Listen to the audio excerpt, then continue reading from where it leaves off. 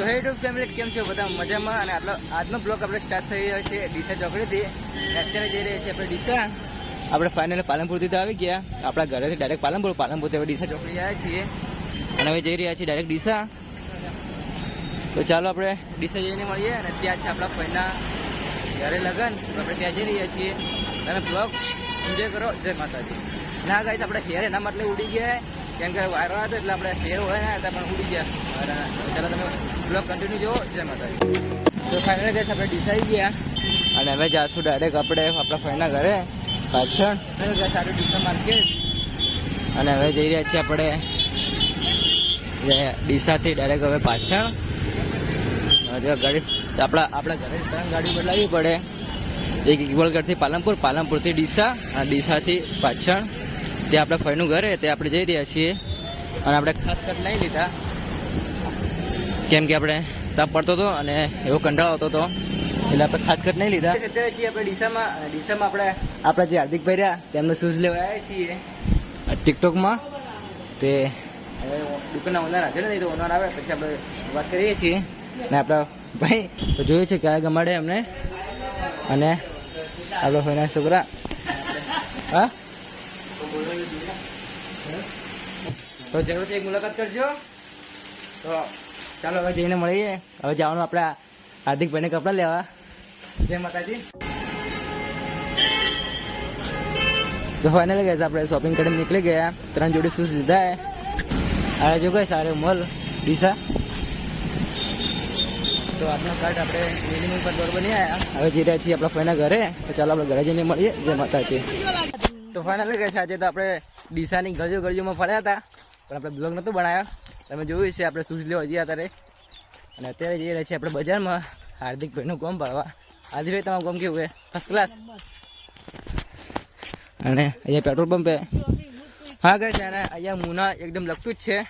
જે કાળો ભગતની મેરડી માનું મંદિર છે તે અહીંયા 2 કિલોમીટર છે પાછળથી. અને છીએ અત્યારે આપણે ડીસાથી નજીક. હાર્દિકભાઈ કેટલો કિલોમીટર હશે?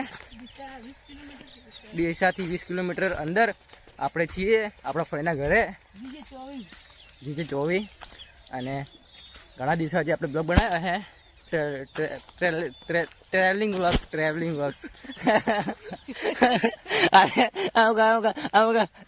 હાર્દિકભાઈ એક વખત ભાઈને ટ્રાવેલિંગ વ્લોગ્સ. તો ચાલો હવે જઈએ બજારમાં. જય માતાજી. અબે જલ્દી બોલ, કલ સુબહ પનવેલ. તો હે યુટ્યુબ ફેમિલી કેમ છો બધા મજામાં? અને આજે છે આપણો બીજો કટ. અને આપણે કાલે થોડા ઘણો બ્લોગ બનાવ્યો હતો જે આપણે ડીસા ગયા હતા એ. અને જે આપણે આપણા ફઈના બજારમાં ગયા હતા તે. અને આજે કટ બનાવ્યા છીએ.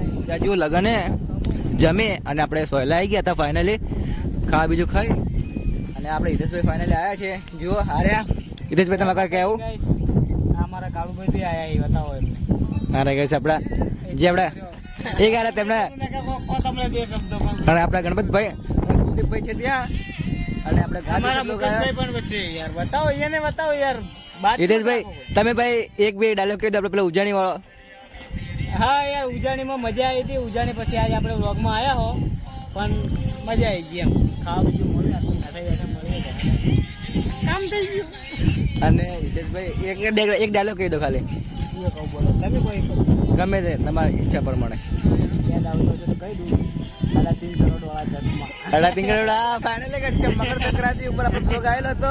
હા હિતેશભાઈ એ ચશ્મા તો વેચી માર્યા અને આજે નવા લીધા હે 3.5 કરોડ ના લીધા. પેન્થર વાળા બ્લેક પેન્થર હે નવા લીધા. આજે કેટલા ના હિતેશભાઈ? હા 4.5 કરોડ. પેલા 3.5 કરોડ ના. 1.5 કરોડ રૂપિયા વધારે ખર્ચો કરે. कौन है ये लोग? कहां से आते हैं? તો ફાઇનલી ગાઈસ કોમેન્ટ કરજો કે બ્લોગ કેવો લાગે. આજે આપણે ઘણા દિવસથી લગભગ 15 દિવસ થયા આપણે ખાસ કોઈ વિડીયો આવ્યા નહીં. અને ઘણા દિવસથી આપણે લગભગ આપણે ડીસાથી આવતા હતા જે આપણે ઇકબાલગઢથી ઘરેથી નીકળ્યા ત્યારે આપણે પાલનપુર આવીને એક કટ બનાવ્યો હતો. અને એક આપણે જે આપણા ફઈના છોકરાને જે આપણે શૂઝ લેવા ગયા હતા ટિકટોકમાં તે એક કટ બનાવ્યો હતો. અને કાલે એક કટ બનાવ્યો હતો. અને ફાઇનલી આજે એક કટ બનાવી દઈએ છીએ. બસ. અને બ્લોગ કેવો લાગે કમેન્ટ કરજો. મળે છે આપણે નવા બ્લોગમાં. જય માતાજી. જય માતાજી. બતાવજો કેસા रट तेरी माँ की नहीं